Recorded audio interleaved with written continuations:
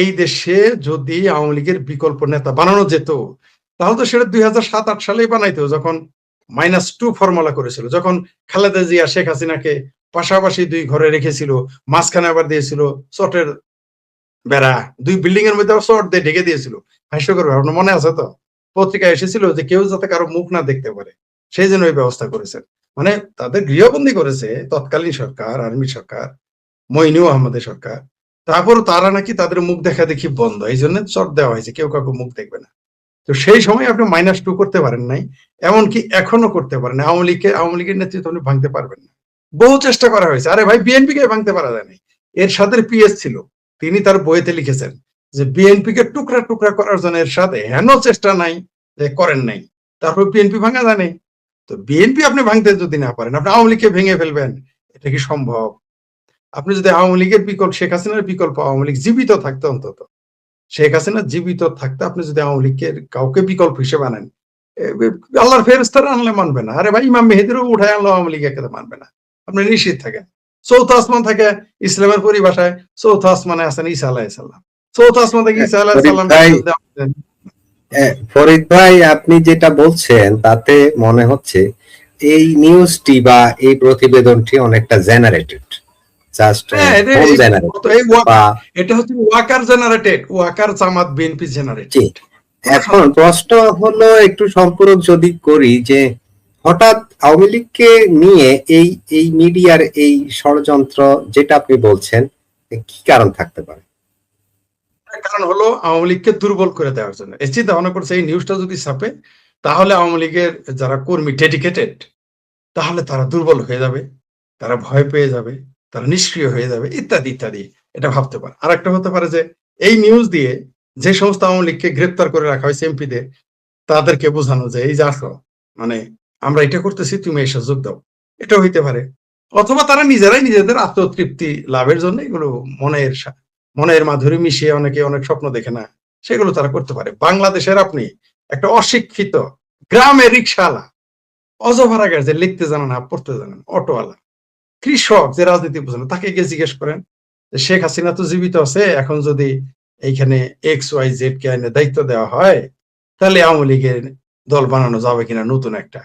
আপনি গিয়ে দেখেন সেই লোকটা হেসে দিবে আপনাকে, ওই অশিক্ষিত লোকটা মানবে না।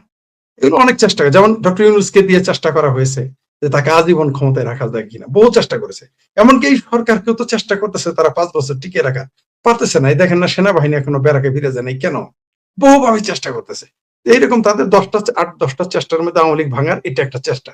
কিন্তু আওয়ামী লীগ ভাঙবে না। আপনি শেখ হাসিনা যতদিন জীবিত আছে ভাঙতে পারবেন না। আর একটা কথা বলে রাখি, আগেও বলেছি, শেখ হাসিনা মারা গেলেও আপনি আওয়ামী লীগ ভাঙতে পারবেন না। কারণ ন্যাচারাল তো ডেথ আছে, মানুষ মারা যেতে পারে, অসুস্থ। আমার বয়স কম, শেখ হাসিনার চাইতে অনেক কম, তার পুত্রের বয়সের, কিন্তু আমিও তো মারা যেতে পারি, তাই না?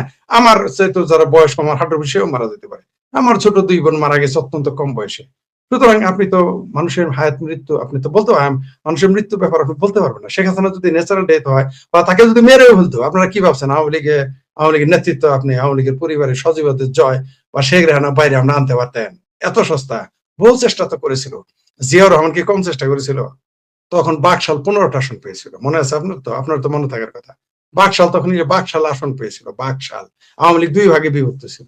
আওয়ামী লীগ ভেঙেছে? ভাঙেনি। তেমনি এইবার তো আরো ভাঙতে পারবেন না, কারণ এখন তারা, আগে তাও বাকশাল আওয়ামী লীগের অনেক সিনিয়র ডেডিকেটেড নেতা ছিল, যারা অনেক যোগ্য ছিল। এখন তো এরকম যোগ্য নেতাও না, থাকলেও তারা ওটা করবে না, রিস্ক নিবে না। আমি বললাম তো, তারেক রহমানের মতো অযোগ্য লোক কেউ বিএনপিরা তাদের দলের নেতৃত্ব থেকে বাদ দেয় নাই।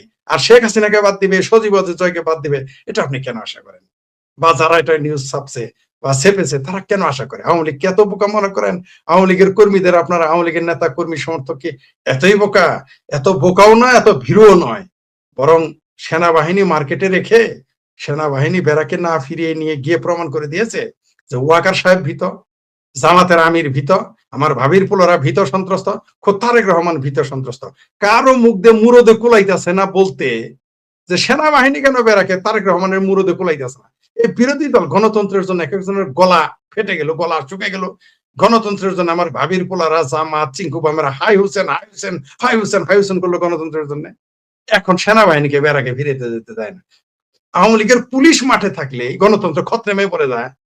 কিন্তু কিন্তু জামাত বিএনপি ভাবির পোলাদের চিঙ্কু বামদের জোটের সেনাবাহিনী উইথ ম্যাজিস্ট্রেসি পাওয়ার নিয়ে দেশের মাঠে থাকলে গণতন্ত্র খতরেমে যায় না।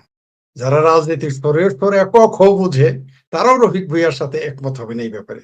এটা একেবারেই রাজনীতির একেবারেই প্রাইমারি লেভেলের যার জ্ঞান আছে তিনিও এটা বলবেন।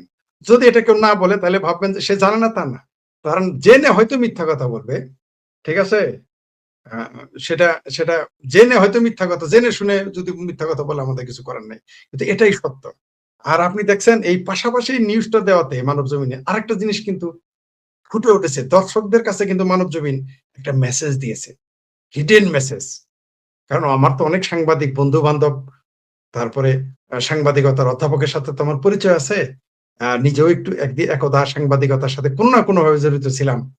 তো এই যে এখানে একটা মেসেজ দিয়েছে, হিডেন মেসেজ, ভাই আমার উপর রাগ করো না, ডিজিএফআই ফোন করছে, আমি দিতে এই নিউজ বাধ্য যে শেখ হাসিনা রিফাইন আওয়ামী লীগ আসতেছে। কারণ কারণ আপনি জানেনই তো যে 2008-এ বাংলাদেশের সকল পত্রিকা, নিউ এজ ব্যতীত সকল পত্রিকা ডিজিএফআই যা বলতো তাই ছাপতো, পরে তারা স্বীকার করেছে। আর এখন তো সব পত্রিকায় ডিজিএফআই এর হুকুমের চলে আর বসে। ডিজিএফআই লিখে দিছে হুবহু, তারা এখানে কাট কপি পেস্ট করে দিয়েছে। আপনি গিয়ে দেখেন, গিয়ে দেখবেন ওইখানে হয়তো একটা হরফ হয়তো বদলা নেই। ডিজিএফআই এর যে সাংবাদিক যারা আছে আর্মি সমর্থিত, তারা লিখে দিয়েছে, জাস্ট মানব জমিন বা এরকম কয়েকটা পত্রিকা হুবহু কাট কপি পেস্ট করেছে, একটু ঘুরিয়ে পেঁচিয়ে, এর বাইরে না। আপনি, আমি একটু পড়েছি নিউজগুলো, আমি বললাম তো আপনাকে, আপনি দেখেন সৌদি আরব শেখ হাসিনা কেন কাতার যাবে, কাতার যাওয়ার কারণটা কি? কাতার যাওয়ার তো কোনো কারণই নাই। কাতার হচ্ছে জিহাদিদের হলো সেন্টার। আপনাদের একটা তথ্য দেই, ওহাবিজম যে প্রচার হয় সৌদি আরব থেকে না, কাতার থেকে হয়। শেখ হাসিনা তো ওহাবিপন্থী নয়, ওইখানে যাবে কেন? ওইখানে আল জাজিরা আছে, ওইখানে তো আরো যাবে না শেখ হাসিনা। দ্বিতীয়, তার জন্য মধ্যপ্রাচ্যের সকল দেশীয় নিরাপদ। যদি দুবাই আর সৌদি আরব বলতো তাও কিছুটা বিশ্বাস করতাম। অথবা রাশিয়া এখানে খবরে দেখেন, যে খবরটা বানিয়ে সরকার আমার কাছে যদি লিখে নিত, আমার কাছে বলতো শেখ ফরিদ সাহেব একটা নিউজ লিখে দেন এরকম আওয়ামী লীগ রিফাইন, সুন্দর করে আমি লিখে দিতাম, যেটা মানুষ বিশ্বাস করতো। যেমন আমি লিখতাম শেখ হাসিনাকে রাশিয়া যাওয়ার প্রস্তাব দেওয়া হয়েছে, এটা বললে কিন্তু আমি বলতাম আপনাকে 50-50, আমি কিন্তু বলতাম যে না, এটা যেমন এখন বলতো চ্যালেঞ্জ করলাম এটা ভুয়া নিউজ, এটা সম্ভবত রফিক সাহেব বলতো কিঞ্চিত সত্যতা আছে, মানতাম যে রাশিয়ার কথা।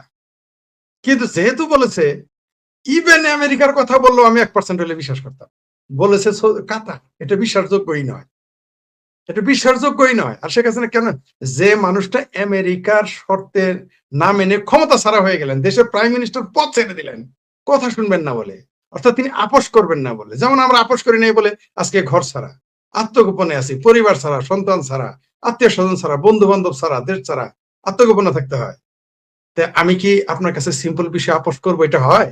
তাহলে আমি শেখ করে যদি আপোষ না করি, বঙ্গবন্ধুর কন্যা শেখ হাসিনা প্রধানমন্ত্রী তো ছেড়ে দিলেন, আপোষ করলেন না, আর দলের প্রধান নিয়ে তিনি আপোষ করবেন? এটা হতে পারে? এটা হয়? আর ভারতের প্রস্তাব দিতেই পারে না। ভারতের কূটনীতি সম্পর্কে আমি পৃথিবীতে 4টা দেশের কূটনীতি নিয়ে পড়ালেখা করি, মানে নিজে জানার চেষ্টা করি বিশদভাবে। তার মধ্যে একটা হচ্ছে, 1 নম্বর হচ্ছে ভারত। আমেরিকা তো আছে বটে, আরো 2-3টা দেশ নিয়ে আমি পড়ি, প্রচুর পড়ালেখা করি, তাদের আন্তর্জাতিক, তাদের পলিসি, তাদের ডিপ্লোমেসি নিয়ে পড়ালেখা করি। কারণ যত কিছু করেন ডিপ্লোমেসি তো বইতে লেখা আছে, আগে যেগুলো করেছে সেগুলো শুনে আমরা অনুমান করতে পারি। ভারতের ডিপ্লোমেসি সম্পর্কে আমার যতটুকু ধারণা আছে, কখনোই তারা শেখ হাসিনাকে এই প্রস্তাব দিবে না যে আপনি কাতার চলে যান, এই প্রস্তাব জীবনেও ভারত দিবে না। কারণ কোনো কারণে শেখ হাসিনার যদি মৃত্যু হয়, সমস্ত দায় এবার নিতে হবে ভারতকে। এমনিতে আওয়ামী লীগের যারা সাইদি লীগ, খমেনি লীগ, তারা আলাজারি নাকি খালাজারি, সালাজারি লীগ, সালাভি লীগ, তারপরে ওলামা নাকি হুলাবিলাই লীগ, এরা তো এমনি তলে তলে 2-4টা আবার মানে মানে বিজেপি বিরোধী লীগ, এরা 2-4 জন তো লেখা শুরু করে দিয়েছে যে ভারতই নাকি 5ই আগস্ট ঘটিয়েছে, শেখ হাসিনাকে আটকে রাখছে ভারত, এগুলো বলা শুরু করেছে। এই এত কিছু হচ্ছে ভারত করতেছে, এগুলো বলা শুরু করেছে যে ভারত এই রিস্ক নিবে যে শেখ হাসিনাকে কাতার পাঠাবে, আর যদি সে মারা যায় কাতার বলবে আমি কি জানি ভারত পাঠিয়েছে। আর ভারত এত বোকা, বাংলাদেশের কূটনীতির মতো এত বোকা তারা। আর যদি কোনো কারণে ভারত এটা আত্মঘাতী সিদ্ধান্ত হবে, ভারতে রিস্ক নিবে পুরো পুরো। এখনই আওয়ামী লীগ শেখ হাসিনাকে অতিথির মর্যাদা, রাষ্ট্রীয় অতিথি মর্যাদা দেওয়ার পরেও বাংলাদেশের আওয়ামী লীগের একটা অংশ তার বিরোধিতা করে, ভারতকে দোষতেছে। আর সে জায়গায় যদি এখন কাতার পাঠায় দেয়, পুরো আওয়ামী লীগের যে মানুষজন আছে 90% না হলে অন্তত 70% সাথে সাথে ভারত বিরোধী হয়ে যাবে। এমনি বাংলাদেশে ভারত বিরোধী জজ বা গিজ গিজ গিজ গিজ করে জজ বা একেবারে তেলের মতো বেয়ে বেয়ে পড়ে। বাংলাদেশের আওয়ামী লীগ ছাড়া সবাই তো ভারত বিরোধী, বামপন্থীরাও সবাই ভারত বিরোধী, উপরে যত সবগুলোই ভারত বিরোধী। আর এমনকি আওয়ামী লীগের ভিতরে অন্তত 10 থেকে 15, কেউ কেউ বলে 30% ভারত বিরোধী। তো সেই জায়গায় এখন ভারত এই রিস্ক নিবে, এই দেশটাকে সে 100% ভারত বিরোধী সেন্টিমেন্ট করতে দিবে? এটা হয়? ভারত ভারত কি এত কম বুদ্ধি নিয়ে, এত দুর্বল কূটনীতি নিয়ে? আমি চাণক্য নীতি ঠোঁটস্থ করি একেবারে, তো সংস্কৃত ভাষা আমি অনুবাদ করি, ইংরেজি অনুবাদ বা বাংলা অনুবাদ আইনে পড়ি না, আমি সেখানে সংস্কৃত ভাষায় পড়ি। কূটনীতি ওরা ভারত প্রায়োরিটি দেয় প্রথমে হলো চাণক্য নীতি, এগুলো পরে তারা রাজনীতি করে। কোনোভাবে ভারত এটা করবে না। ভারত এত বোকা নাকি? এত পাগল হয়ে গেছে ভারত? ভারত কি পাকিস্তানের মতো দেউলিয়া রাষ্ট্র নাকি, যে সকালে একজনের পক্ষে থাকবে, বিকেলে আরেক পক্ষে, আবার সকাল বিকেলে মাঝখানে আবার লেঙ্গুর আরেকজনের কাছে দিয়ে রাখবে? ভারত এত বোকা নাকি? ভারতকে আপনি স্টাডি করে অনুমান করতে পারবেন যে ভারত কোন দিকে যাচ্ছে, এটা বোঝা যায়। ভারত কোনোদিনই অন্তত শেখ হাসিনা যতদিন জীবিত আছে, তিনি যদি 10 বছরও যদি আওয়ামী লীগ ক্ষমতায় আসতে না পারে কোনো কারণে, তবুও ভারত শেখ হাসিনাকে ওইখানে আশ্রয় দিবে। আপনি কি বলেন? সেই এর চেয়ে বিপজ্জনক পরিস্থিতির সময়, এর চেয়ে বিপজ্জনক সময়েও যখন আওয়ামী লীগের লোক মাঠে না, আওয়ামী লীগের তো সমর্থক ছিল না, তখনই শেখ হাসিনাকে তারা নিরাপত্তা দিয়েছে। আর এখন বুঝি ভারত তাও প্রধানমন্ত্রী হয়ে গেছে, আগে গিয়েছিল একজন সাধারণ নাগরিক হিসেবে, বঙ্গবন্ধুর শুধুমাত্র কন্যা হিসেবে তারা ওইখানে ছিল, আর এখন প্রধানমন্ত্রী হিসেবে গেছে। তাও ভারতের পরীক্ষিত বন্ধু, তাকে বুঝি পাঠায় দিবে না ভারতে? তো এটা কোনোদিনই হতে পারে না। যেটা আমাদের রফিক ভুইয়া সাহেব বলেছেন, দৃষ্টিভঙ্গি ভিন্ন দিকে নেওয়ার জন্য এটা করতেছে। আপনি এই যে একটা দর্শকের কমেন্টস আমার মনে পড়লো, এবং এটা শোনেন, আগামী মে মাসের পরে এই শেখ হাসিনাকে নিয়ে যে রাজনীতি হচ্ছে বা বাংলাদেশ নিয়ে ভারতের ভূমিকা আপনি দেখতে পারবেন। মে মাসের 10 তারিখের পরে থেকে বাংলাদেশ নিয়ে ভারতের যে অবস্থান দেখতেছেন, এটা উল্টে যাবে। ভারতের অবস্থান তখন আস্তে আস্তে প্রকাশ হবে। কি বলেন আপনি? শেখ হাসিনাকে এসে কাতার পাঠাই দিবে? শুধুমাত্র পশ্চিমবঙ্গের নির্বাচনটা হইতে দেন, তারপরে দেখবেন ভারত তার কি তার পুরো রাজনৈতিক শেখ হাসিনাকে নিয়ে, বাংলাদেশ নিয়ে তার যে রাজনৈতিক চিন্তা ভাবনা টোটালি বদলে যাবে। সেটা মমতা ব্যানার্জি, আমার ধারণা তিনি আসবেন, যদি কিছু সিট কমতে পারে আমার মনে হয়, কিন্তু তিনি আসবেন আমার মনে হয়। এই মমতা ব্যানার্জি ক্ষমতায় আসলেও ভারত একটা সিদ্ধান্ত নেবে, আর মমতা ব্যানার্জি যদি ক্ষমতায় না আসে তাহলে তো কথাই নাই কি সিদ্ধান্ত আসতে পারে। এটা তো আপনি পরিষ্কার।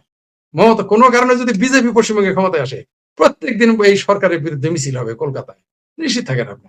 আর যদি মমতা ব্যানার্জিও আসে, তারপরও দেখবেন ভারত কেন্দ্রীয় ভাবে একটা সিদ্ধান্ত নিবে এই সরকার সম্পর্কে। অনেকেই ভাবতেছে, কেউ কেউ ভাবে তেল দেয় কেন, তারপরে চাল দেয় কেন, কারণ ভারতের কূটনীতি আমাদের সাথে মিলবে না, তাদের চিন্তা ভাবনা ভিন্ন। তারা দ্বারা সারা পৃথিবীতে তাদের হিসাব নিকেশ করে চলতে হবে, শুধু বাংলাদেশ নিয়ে থাকলে তাদের চলবে না। তারা এক ধামাতে ডিম রাখবে না, এই ঝুঁকি তারা নিবে না। সুতরাং তারা ঠান্ডা মাথায়, আর তাদের চলাটা হচ্ছে অনেকটা স্লো। আমি আগে ভাবতাম এই গতিটা স্লো, তারা যে অনেকটা কচ্ছপ গতিতে চলে, তাদের কূটনীতি, সামরিক নীতি, এটাকে আমি ভুল মনে করতাম। কিন্তু এখন আমি চাণক্য নীতি ভালোভাবে পড়ার পরে, একটা মূল ভাষায় পড়ার পরে, তখন আমার মনে হচ্ছে না, তারা ভুল করে না, তারাই সঠিক। কারণ বাংলাদেশের প্রসঙ্গে তাদের যে সিদ্ধান্ত, সেটা তাদের সঠিক। এমনকি পাকিস্তান সম্পর্কে তাদের যে কূটনৈতিক তৎপরতা, সামরিক, এটাও সঠিক। এটা আমাদের দৃষ্টিতে মনে হইতে পারে ভারত এটা ভুল করতেছে, কিন্তু ভারতের তো ঝুঁকিও আছে। কারণ বড় নৌকা যদি ছোট্ট একটা ধাক্কা, তো সে ডুবে যেতে পারে, এই ঝুঁকি তো নিবে না। এই দেখেন আপনি ভাবির পোলারা যেভাবে ভারতকে উস্কাইছে, আর আমারও এরকম উস্কানি দিলে আমি এদের শাশুড়ির হাঙ্গা দেখাই দিতাম। আর ভারতকে যেভাবে হুমকি দিল, চামড়া নাই পীর, যারা লিল্লা খায় বাঁচে, লিল্লা ছাড়া চলতে পারে না, মুড়িদের পয়সা ছাড়া চলতে পারে না, যে জামাত জাকাত ছাড়া চলতে পারে না, তারা যে হুমকি দিল, এমনকি ডক্টর ইউনূস যে হুমকি দিল, তারপর ভারত নীরব ছিল। আপনারা কি এটা কি তাদের দুর্বলতা মনে করেন? না, ভারত এমন কিক মারবে, ভারত রেডি হয়ে আছে যে বাবা, তোমার তো আমি জানি তুমি কত দূর যাইতে পারবা, তুমি কতক্ষণ খেলতে পারবা মাঠে। 90 মিনিটের খেলায় হাফ টাইমের আগে তো তোমার এত বড় বড় জিবা বাড়াই করবে, তখন তোমার কত গোল দিতে হয় আমরা দিব। এই দেখেন না, বিএনপি কে মাথা নোয়াতে বাধ্য করেছে, মানে ভারতের পত্রিকায় এসেছে। এটা আমাদের জন্য লজ্জা, আমার দেশের জন্য লজ্জা। কারণ আপনারাও, তিনি আমার দেশের প্রধানমন্ত্রী, আমি মানি তাকে না মানি, যেমন ইউনূসকে আমি মানতাম না, এটাকে আমি মুসলাকা সরকার মানি। তারপর তো এটা আমার ইজ্জতের ব্যাপার। যখন বলে যে তেলের জন্য ভিক্ষা চেয়েছে তারেক রহমান, এটা আমার জন্য লজ্জার ব্যাপার, আমার দেশের জন্য, আমার জাতির জন্য। কিন্তু করিয়েছে, কিন্তু এই যে ভারতের প্রতিশোধ, এটা হচ্ছে প্রতিশোধ। তুমি সারাদিন ভারতের গালি দিলা, ভাবির পোলা, সেই ভারতের কাছে গিয়ে তোমার সেজদা মারতে হলো। তুমি সারা জীবন কাবা বানাইলা, সারা জীবন সেজদা দিলা পাকিস্তানে,